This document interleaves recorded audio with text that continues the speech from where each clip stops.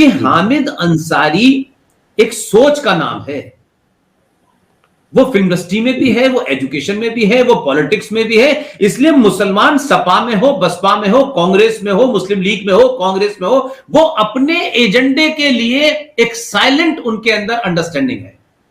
उनका एजेंडा है कि किसी भी तरीके से आओ, चाहे सपा से आओ, चाहे बीजेपी से आओ, जीत के हमारा आदमी आ जाए, खत्म किस्सा। क्योंकि वहां कोई ईमान का मामला, उन लोग समझते हैं कि उनका ईमान आपके मैनिफेस्टो पे लाए, नहीं, उनका ईमान तो एक ही किताब पे आया है और उस किताब में आप है ही नहीं, उस किताब में आपके लिए जगह ही नहीं है। तो आप गलतफहमी के शिकार हैं कि वो बीजेपी पे ईमान ले आया, कि वो कांग्रेस पे ईमान ले आया। वही शहनवाज जिसे आपने अपनी बेटी दे करके, शादी करके उसको आपने बताया कि भाई हमने हिंदू बेटी दी, इसको हमने समझाया और बड़ा अच्छा मुसलमान है, लेकिन एक डिबेट में आप जैसे बुद्धिजीवियों ने देश भर में जो अलग जगा करके 21 आयतों के बारे में जो आपने बात बताई, उसमें से ही साफ साफ किसी ने कहा, तो उसने बीजेपी के एक प्रवक्ता को यह कहते हुए झाड़ दिया कि मैं बीजेपी का लीडर हूं, कुरान शरीफ पे तुम्हारी बकवास नहीं सुन सकता। तो सवाल यह है कि आप बेटी भी देंगे, मंत्रालय भी देंगे, लेकिन उसके बाद जब वो हटाएंगे तो निकलेगा अंदर से वही। तो सवाल ये कि आप इस तरीके से खरीद करके देश में मूर्ख बनाने के लिए कि अब इनको इनसे दोस्ती करो, कि अब ये भाई हैं, अब ये हिंदू हैं और इनके पुरखे हिंदू हैं, फलाना हिंदू है, ढिमाका हिंदू है। तो बंगाल में जिनकी हत्याएं हुई, दिल्ली कश्मीर में जो 2500 से मारे गए, उनके बारे में नहीं किसी ने पूछा। हमें अपने आदमी के मरने पर दर्द नहीं होता, दूसरे के मरने पर दर्द होता है, क्योंकि हमें अंदर से एक, हमारे अंदर हीन भावना है कि कहीं ऐसा ना हो कि लोग हमें ये समझें कि देखिए साहब हम लिबरल नहीं हैं। तो एक परिभाषा तय कर ली और उस परिभाषा को इसलिए जी रहे हैं, इसलिए ढो रहे हैं कि हमें इससे शत्रु का अनुमोदन मिलता है, शत्रु हमें कम बुरा नहीं कहता। तो ये एक बीमारी है। तो हामिद अंसारी तो मैं समझता हूं कि बहुत बहुत बड़े जब पे चला गया है, बहुत छोटे छोटे लेवल पे ये काम हो रहा है, उनको फर्क ही नहीं पड़ता। वो जब कश्मीर में आए थे मारने, तो क्या कश्मीर के उस टीकालाल टपलू से ये पूछा था कि तुम तो एक विद्वान आदमी हो, तुम तो कुरान शरीफ का ट्रांसलेशन कश्मीरी में कर रहे हो, तो हम तुम्हें नहीं मारेंगे? उसकी तो आंखें निकाल ली उन्होंने। तो जब वो मारने आए तो नीरज जी पूछेंगे कि आप कट्टर हिंदू हैं या लिबरल हिंदू हैं या आप कांग्रेसी हिंदू हैं या सपा के हिंदू हैं, वो तो मारेंगे। तो मैं ये कह रहा हूं कि ये बीमारी हमारी है, इसलिए हमारी इस बीमारी के कारण, क्योंकि पूरा समाज राजनीतिक ड्रिवन हो गया है, हर आदमी सत्ता में जाना चाहता है और सत्ता में जाने के बाद मेरा मकान, मेरी जाति, 4 गाड़ियां, मेरा परिवार, इससे वो सोचता नहीं आगे। मुसलमान जाता है सत्ता में डकैतों को, बदमाशों को, स्मगलरों को, चोरों को, लुटेरों को, दलाल, अपने आदमी को मजबूत करने जाता है। तुम अगर माफिया है तो तू और मजबूत माफिया हो जाए। इसलिए आपको याद होगा कि हाजी मस्तान जैसा आदमी बॉम्बे में, हाजी मस्तान जैसा आदमी सुनील दत्त से टेलीफोन करके ये कहता है कि तुमने शादी इससे जिससे करने जा रहे हो, तुमने इजाजत दी, तो वहां जाते हैं।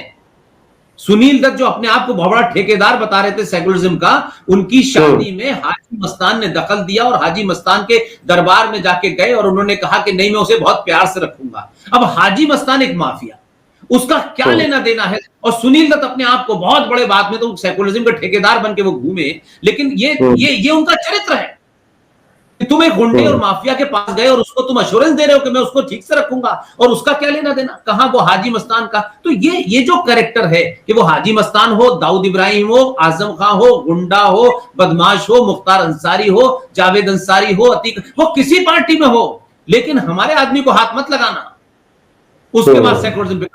ये पॉलिटिकल, ये जो हामिद अंसारी है, ये पॉलिटिकल गुंडा है, पॉलिटिकल माफिया है, पॉलिटिकल कम्युनल एजेंडा है। इसलिए मैं कहता हूं कि जब मैं इन लोगों को देखता हूं तो मुझे लगता है कि जिना के जो दिल में था उसने करा, लेकिन ये वो लोग हैं जो मुंह पे कुछ है, अंदर कुछ है। और हिंदू मूर्ख ये समझता है कि देखिए साहब कितनी अच्छी गजल पढ़ रहे हैं, कितनी अच्छी बात कर रहे हैं। तो हामिद अंसारी एक नहीं, बहुत सारे हैं। क्या आप मुझे बता दें, वो जो रामपुर के पास में एक जगह है, मुरादाबाद के पास में, वहां से जो समाजवादी पार्टी का एमपी आता है शफीकुर रहमान बर्क, वो तो वंदे मातरम होता है और पब्लिकली उठ के चला जाता है आपकी पार्लियामेंट से, तब कोई नहीं बोलता उससे। तो मैं वही कह रहा हूं, इनको ये मालूम है कि ये देश कुछ सालों तक है हमारे पास, इसलिए क्योंकि हिंदुओं की, मैं क्या शब्द इस्तेमाल करूं, चाटुकारिता, लालच, मक्कारी और अपनों से दगादारी के चलते ही इस देश में 1991 में प्लेसेस ऑफ वर्शिप एक्ट पास हो गया। इन दलालों के चक्कर में हिंदुओं के इस देश के अंदर वक्फ प्रॉपर्टी कानून 2013 बन गया और ताजमहल के ऊपर कब्जा कर लिया। तो ये हामिद अंसारी की सोच को लेकर के हम जब जब चर्चा करेंगे तो ये हामिद अंसारी तक हमें फोकस नहीं रखना चाहिए। हमें इस बात पे फोकस रखना चाहिए कि एक सिविल एविएशन मिनिस्टर बना था इब्राहिम नाम का, आपको याद होगा, कर्नाटक का। वो कितना बड़ा माफिया डॉन था। तो आज वो कहां है नहीं पता, लेकिन उसकी एक पूरी एम्पायर चलती है। लेकिन हमारे यहां आपस में एक दूसरे को मारने का है। लिहाजा मैं मानता हूं कि ये पढ़े लिखे तथाकथित बहुत खुश उर्दू बोलने वाले, बड़ी पोलाइट लहजे में बोलने वाले, बड़ी मक्कारी के साथ पकड़ने फंसाने वाले, ये वो टेररिस्ट हैं जो सब हमेशा से हैं। इसलिए कश्मीर पे इनका मुंह नहीं खुलेगा, केरल पे मुंह नहीं खुलेगा, और और उनका क्यों खुले जब आपके लोगों का मुंह बंद है, जो आपके समाज को एक करने का ठेका लेके घूम रहे हैं। जब वही चुप हैं तो दूसरा क्यों बोलेगा भाई? तो हामिद अंसारी तो भी बहुत हैं, वो तेरे पैदा होने हैं, ऐसी कोई नई बात नहीं है। मैं तो इन सबको बहुत पास से देखता रहा हूं। कोई ऐसी बात नहीं, क्या कहते कि कोई किसी कहीं और से आए हों। वो यादव के नाम पे, ब्राह्मण के नाम पे, ठाकुर के नाम पे, ये सब लोगों को हम ही ने पैदा किया है और ये सिलसिला बंद हो गया है। इसलिए लोगों को डर लगने लगा है। उन्होंने कहा अब तो दूसरा पैदा नहीं हो पा रहा है। तो ये सिलसिला आपको डराते हैं, आपकी बदनामी करते हैं, और इनके पास इतना बड़ा हथियार है कि अखलाक को मार दीजिए तो यूएनओ तक खबर जाएगी। लेकिन 2,500 कश्मीरियों को मार दें, दिल्ली से खबर चल के केरल तक नहीं पहुंची पिछले 70 साल में। अखलाक के लिए तो जस्टिस पूरी दुनिया ने मांगा, लेकिन इस्लाम के नाम पे कुरान पढ़ पढ़ के जब 2,500 कश्मीरियों को मारा और 2.5 लाख कश्मीरी हिंदू ब्राह्मणों को वहां से निकाल करके, यह खबर अंतरराष्ट्रीय नहीं बनी, ये दुनिया का सबसे बड़ा जिनोसाइड हुआ नहीं बनी। क्योंकि हम हिंदू सिर्फ ये सोचते हैं कि हमें नहीं लड़ना, हमारी लड़ाई कोई और लड़े। अब हमने मोदी को ठेका दे दिया है, मोदी लड़ेगा, वो सरकार में बैठा है, हमेशा लड़ेगा। फिर ये चले जाएंगे तो हम दूसरे को रोएंगे, हम रोते रहेंगे, खुद नहीं लड़ेंगे, कभी खुद अपने हिसाब से जवाब नहीं देंगे। सगे भाई से जमीन पे 10 इंच का झगड़ा हो जाएगा तो उसकी हत्या करने में हमारे हाथ पैर खुल जाते हैं। लेकिन एक जिहादी आपके मकान में बेटी को, मां को लूट रहा है, रेप कर रहा है, तो हम नहीं लड़ते। तो हम सब कुछ सरकार और व्यवस्था से चाहते हैं। इसलिए हामिद अंसारी ये पैदा होते रहेंगे। और इन सब का इतिहास देखिए कि एक छोटी सी बात बता रहा हूं, जिस हैदराबाद की सेना ने निजाम के खिलाफ लड़ाई लड़ी, उस निजाम के खिलाफ लड़ाई लड़ने वाली सेना को आपने सेना में जगह नहीं दी। सेना में जगह नहीं दी उसको, लेकिन दूसरों को दे दी।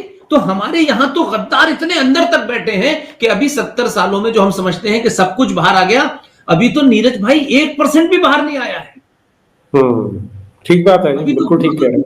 अभी तो आप जैसे करीब करोड़ों नीरज चाहिए, करोड़ों GT-RSM चाहिए, सुशील पंडित चाहिए, ललित अंबरदार चाहिए, अंकुर शर्मा, तब जाके होगा। क्योंकि आज भी मैं ये देख रहा हूं कि होड़ लगी हुई है, हिंदुत्व के नाम पे दुकानें खोली हुई हैं, जमीन पे कोई काम नहीं हो रहा, कोई काम नहीं करना चाहता। और जो काम कर रहे हैं उनको कोई मदद भी नहीं करना चाहता, उनको शाबाशी भी नहीं देना चाहता, क्योंकि उनको लगता है कि इस वक्त इनकी जरूरत नहीं है। जब हम सत्ता से बाहर हो जाएंगे तब कुछ जो ठेकेदार हिंदुओं के हैं वो दुकानें चलाना शुरू कर दें। अब ये बात कह दो तो उन्हें बुरा लग जाता है। वो चाहते हैं कि हमारी तारीफ करते रहो और हम 100 साल से जिंदा हैं, करोड़ों लोग हमारे हैं, लेकिन हमें नजर नहीं आए कहीं मारते हुए, किसी को लड़ते हुए, बचाते हुए। तो ये इसकी जो प्रतिक्रिया समाज की होनी चाहिए वो नहीं होती। कुछ राजनीतिक दल अपने नफे नुकसान के हिसाब से कुछ बोल देंगे, खत्म कर देंगे। कम से कम इस प्राइम मिनिस्टर ने खड़े होकर के लोकसभा में उनकी तबीयत से कपड़े तो उतार दिए कि उनकी क्या औकात है, वो कहां से आते हैं। अपने एक भरे और सम्मानित शब्दों में, संसदीय भाषा में उनके सही कपड़े उतार दिए।